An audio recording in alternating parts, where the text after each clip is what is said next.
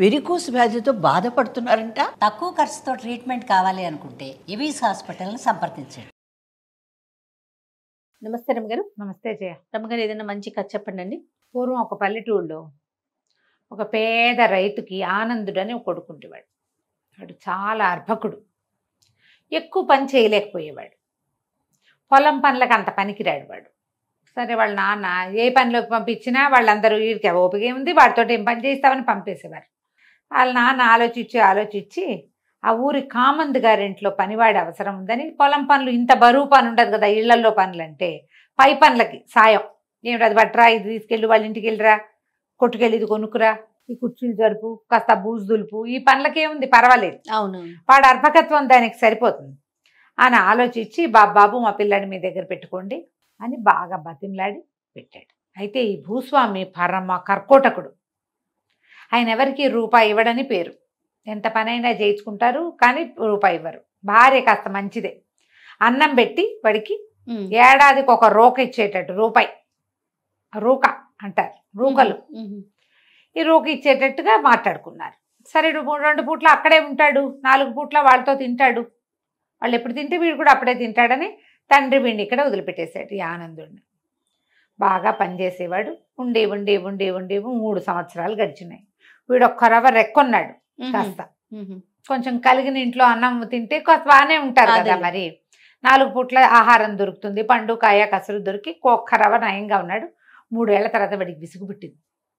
ఎంతసేపు పనే చేస్తున్నాం, ఏదైనా ఇంకో పని చేసుకుందాం అనుకుని నేను వెళ్ళిపోతానండి అన్నాడు.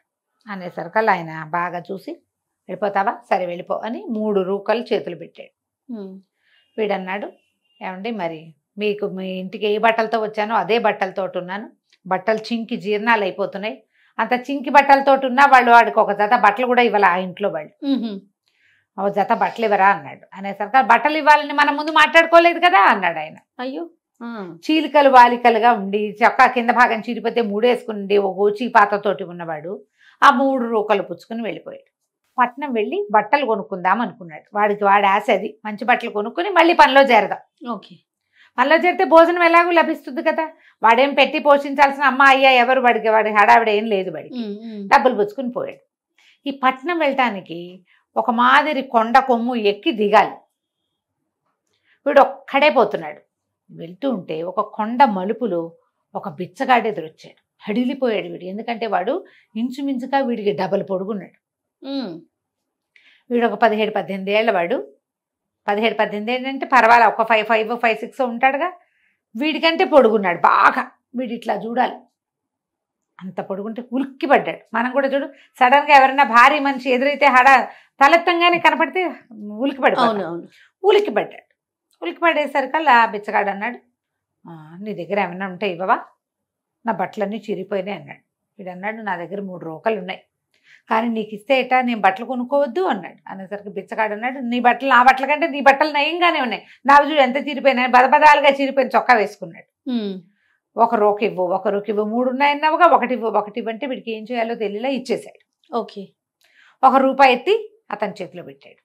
ఆ మలుపులో నుంచి దిగెళ్తుంటే ఈసారి ఇంకో బిచ్చగాడు ఎదురొచ్చాడు.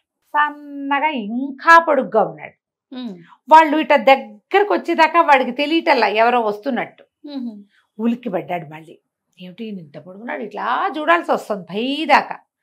చూసి ఏమిటి అని అడిగితే ఆయన అన్నాడు, నీ దగ్గర రూకలు ఉన్నాయిగా, నాకు 1 ఇవ్వన్నాడు. వీడు బిక్కమొహం వేసి, బట్టలు కొనుక్కుందాం అనుకున్నాను, 1 రూక ఇచ్చేసాను అంటే ఇంకో రూక నాకు, ఇంకో 100 రూక నాకు ఇవ్వమన్నాడు. బిచ్చగాడు ఇచ్చేసాడు.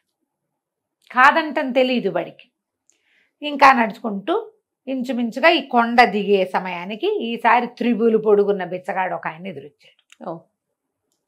అడిగి 3వ రూక కూడా పుచ్చేసుకున్నాడు. పుచ్చుకున్నాక, నీ దగ్గరున్న 3 రూకలు బిచ్చగాళ్ళకి ఇచ్చావు కదా, రూకకు 1 చొప్పున 3 వరాలు అడుగిస్తా అన్నాడు. అనేసరికి పిల్లడు బాగా ఆలోచించి ఏమన్నాడు ఆనందుడు, శ్రీకృష్ణుడు మురళి ఊదితే ఆవులు ఆ మనుషులు అందరూ వచ్చేసేవాళ్ళట, అన్నీ నృత్యం చేసేవిట, అందరూ నృత్యాలు చేసేవాళ్ళు, అట్లా వినంగానే నృత్యం చేయాలనిపించే ఒక వేణువు కావాలి నాకు అని అడిగాడు. అతను అన్నాడు, ఏం వరం రా ఇది, సరే ఇంకోటి అడుగు అన్నాడు. ఎంత దూరాన్ని ఉన్నదానైనా సరే గురి చూసి కొడితే పడిపోయేటట్టుగా ఉండేలు బద్ద కావాలి వాడికి. ఎంత దూరానికైనా కొట్టగలిగేది, దేన్ని చూసామో అది పడిపోవాలి.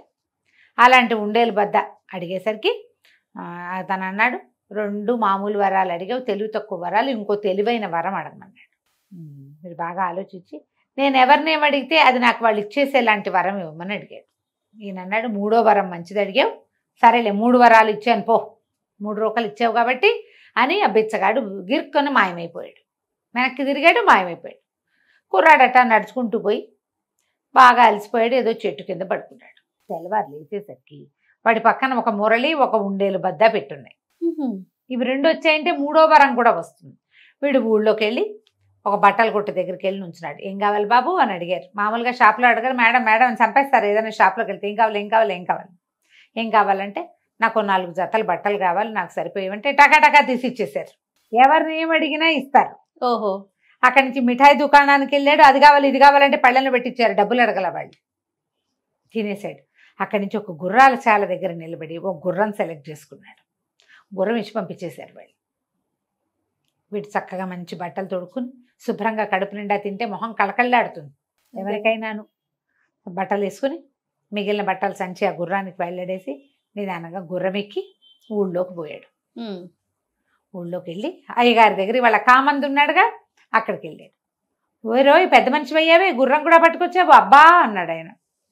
అనేసరికి ఒట్టి పెద్ద మనిషిని అవటం ఏంటండి, నేను ఏదైనా చేయగలను, ఎంత దూరాన్ని ఉన్న పక్షినైనా కొట్టగలను అనేసరికి ఈయన అన్నాడు, అంత గురేమి లేదు నీకు, నువ్వు ఇక్కడ ఉన్నావుగా 3 ఏళ్ళ నుంచి, ఏదో కొడతావు అంటే. కాదు మీరు ఏదైనా చూపించంటే నేను కొడతాను అన్నాడు.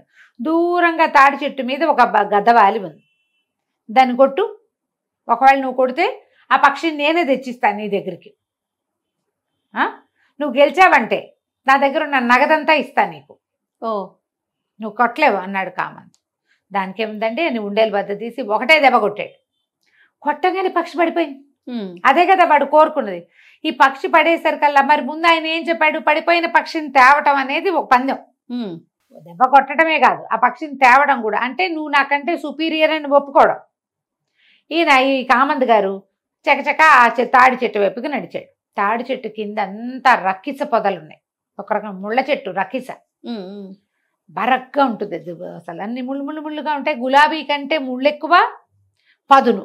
ఆ ముళ్ళ పొదల్లోకి వెళ్ళేసరికి వీడు జేబులోంచి వేణు తీసి పూ బోదటం మొదలుపెట్టాడు. ఈయన కామంత్ గారు రక్కిస పొదల మధ్యలో నుంచి డాన్స్ మొదలెట్టాడు.